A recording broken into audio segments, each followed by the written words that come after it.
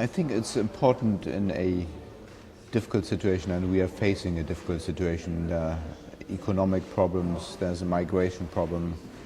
We are facing more directly threats on security, and that is something which the EU faces and the Western Balkans as well. And in such a situation, I can well imagine that some reactions of politicians of countries might be moving a bit backwards instead of moving forwards, and starting again some tensions. Of course, that is not very productive.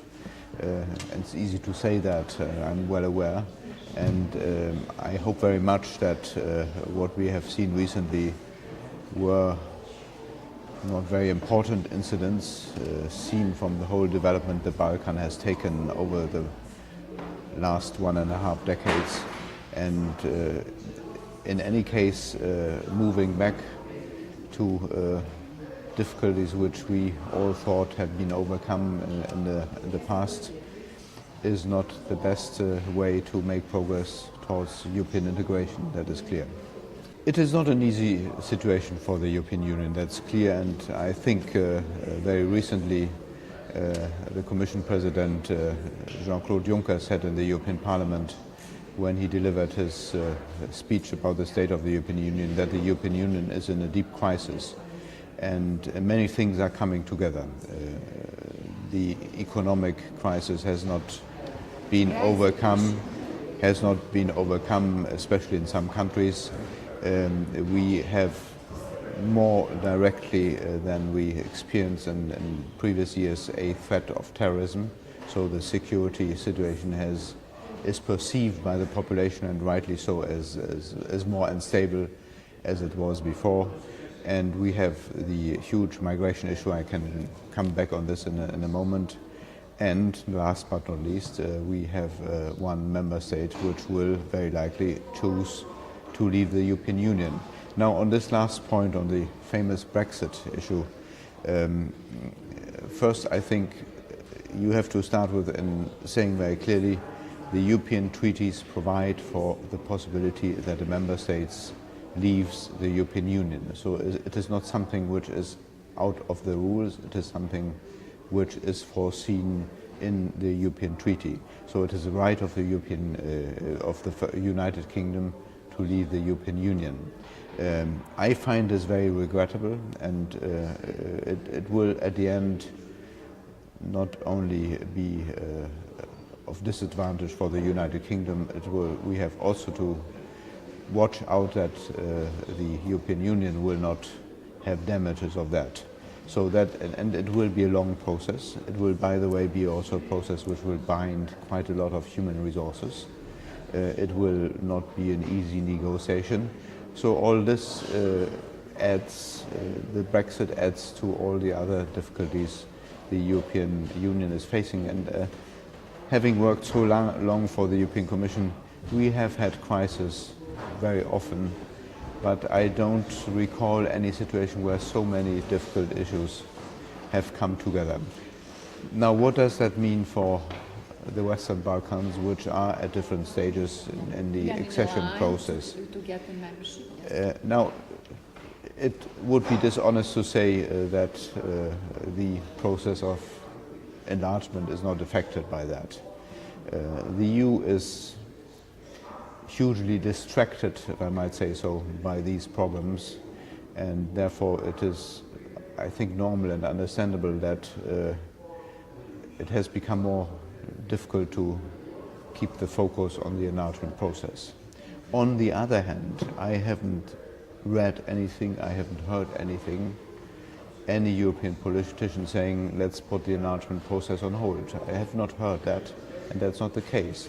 The negotiations with Serbia go on, the negotiations with Montenegro go on, and the whole process is continuing. So nobody should exaggerate the impact of the current crisis on the enlargement process.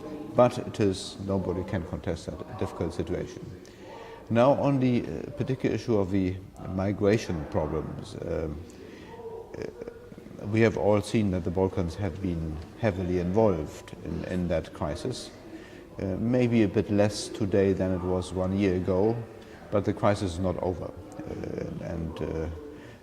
If some of our politicians, for instance, in my home country, in Germany, also say the Balkan route is closed now, we have overcome the problem. I don't believe that, and refugees are coming from other parts of the world on different routes, and the afflux of refugees from Africa has only started, I guess. So it is still a problem. Now,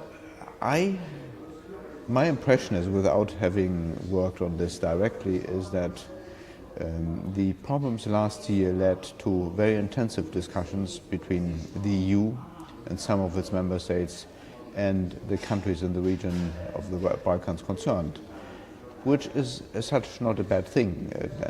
We have seen, overall, we have seen a very constructive and very responsible attitude of the countries in the region, and they had to face huge problems. I'm only citing the disastrous situation which we saw nearly every day on the television at the border between Greece and Macedonia. And to be totally honest, we have also to say that some of the huge humanitarian problems which occurred in the Balkans were also due by the fact that some of our member states did not manage to do their job probably according to European rules. I would only warn a bit against the temptation to think that problems of this kind can be solved between countries in the region and a group of EU member states. The closing of the Balkan route was very much managed by 1 or 2 member states.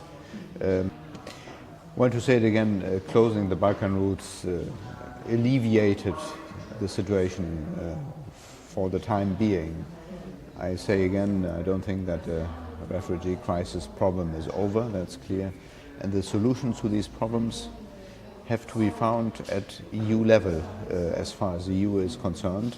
But they're incapable to make it. Yes, that you are not wrong about that, and again, this is something which I personally, having served so long in European institutions, having spent nearly my whole professional life, it is quite depressing to see that decisions are taken but ignored more or less afterwards, and we are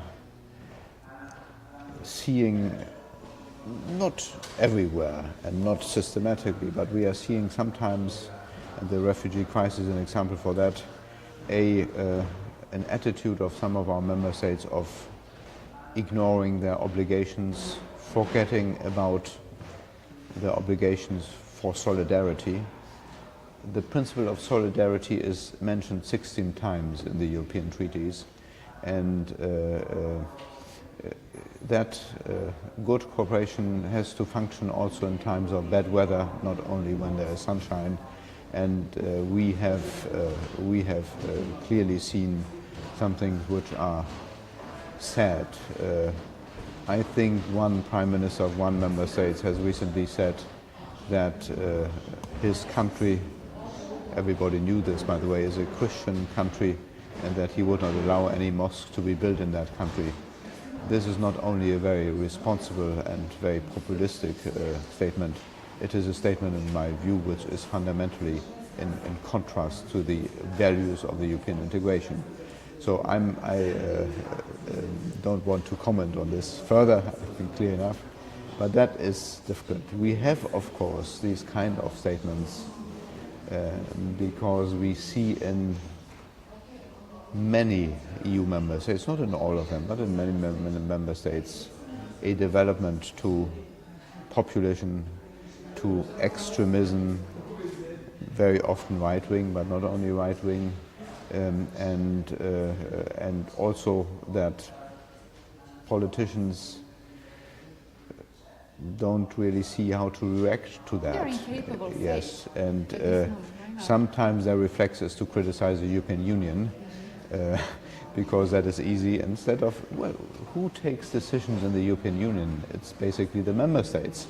And therefore, I have always said that those who have to defend the decisions which have been taken in Brussels are the national politicians, because all important decisions are taken not exclusively because we have the democratic representation in the European Parliament, but member states are part of the decision making, and therefore it's their responsibility.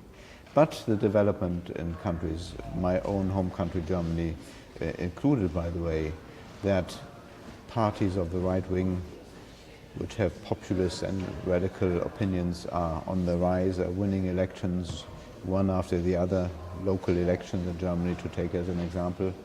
That doesn't make things easier, and we will have to see how this development, how we can avoid that this development will be a permanent development and not only temporary. It is so difficult to explain some policy making which is being made in Brussels, and maybe, and I include myself in this, we have not been good enough in the past in doing that. You can have whatever opinion on the EU agreement with Canada on trade, but what we have seen in the past days and weeks was a nearly totally emotional debate where I think nobody was any more interested to even look at what this agreement will say and to identify if there are any dangers. So all this doesn't make things easy. For the Western Balkan countries, it, in my view, is important to have the patience and the energy to continue on the accession process or on the pre-accession process and find solutions to these still open problems in a peaceful and regional way.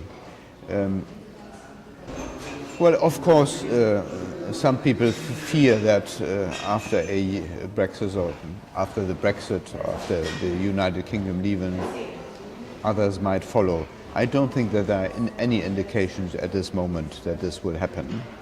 And again, if in any other member states such reflections will start or will go on, I would very much reflect to do what the Brits apparently have not really done before going to the polling stations, to reflect what the alternative will really mean.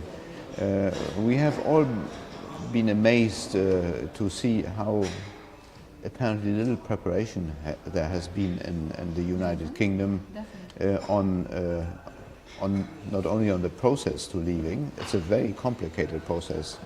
Leaving a club that like the European Union is as complicated as joining it, and the treaty only provides for 2 years to do it. The enlargement process, as you know, is longer. So if you can take that example, it's like a marriage or divorce. So if there might be a debate in other countries, should we do the same thing? A thorough reflection should be made. Is that a good alternative? Very much will depend, by the way, also on the arrangements the EU will make with the United Kingdom after that. It's quite unthinkable to have a sort of à la carte, as the French say, arrangement, that they keep parts of the internal market, so the freedom of movement of goods and services, but that they insist not to have another part of freedom of movement, which is the freedom of movement of persons. It's quite difficult to envisage that. So the conditions, leaving is leaving. So if they are out, they are a third country, as we say, and then they have to find the arrangements. And there will be very, very complicated areas, like trade, also things which nobody really thinks about, fisheries policies, environmental policy. The EU is such a broad policy area that so all these links have to be disrupted and to be replaced by something reasonable, but it cannot be a de facto membership without the obligations. That is unthinkable. Well, I joined ECPD only quite recently now, 2 years ago, and I'm teaching here. My subject of teaching, not by chance, is European integration. I find this a very, very useful and important organization.